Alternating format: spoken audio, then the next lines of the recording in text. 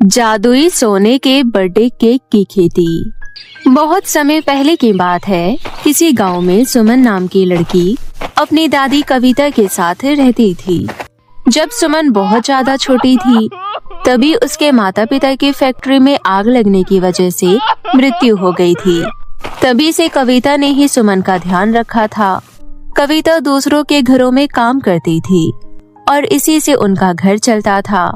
सुमन की सहेलियां उसे बहुत चिढ़ाया करती थी, उन्हें बहुत घमंड था, लेकिन सुमन को इस बात का बिल्कुल भी दुख नहीं था। ऐसे ही समय बीत रहा था। ऐसे ही वो एक दिन गांव में टहल रही होती है। उसके दो दोस्त आयुषी और सोना खेल रही होती है। सोना और आयुषी दोनों बहनें थी। उन दोनों के पास बहुत सारे खिलौने थे। खिलौने देखकर सुमन कहती है, सोना आयुषी, तुम दोनों के पास तो बहुत सारे खिलौने हैं, एक बार मुझे भी खेलने दो ना।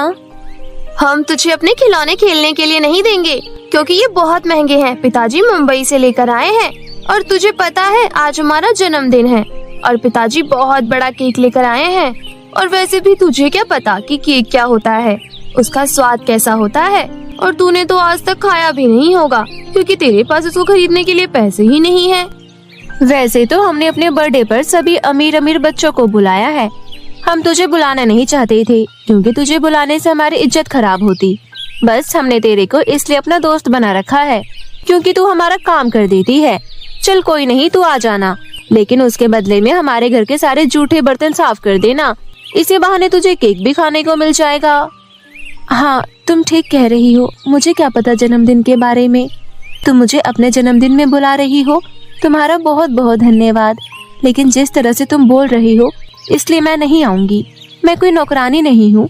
मैंने तुम्हें अपना दोस्त समझा था, लेकिन तुम दोस्ती के नाम पर धब्बा हो।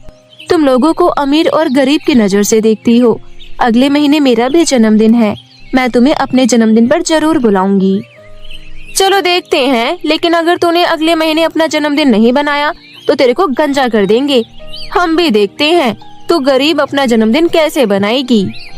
इतना सुनकर सुमन वहाँ से चली जाती है और घमंडी दोस्तों से शर्त लगाकर वापस घर आ जाती है और अपनी दादी के काम पर से आने का इंतजार करती है।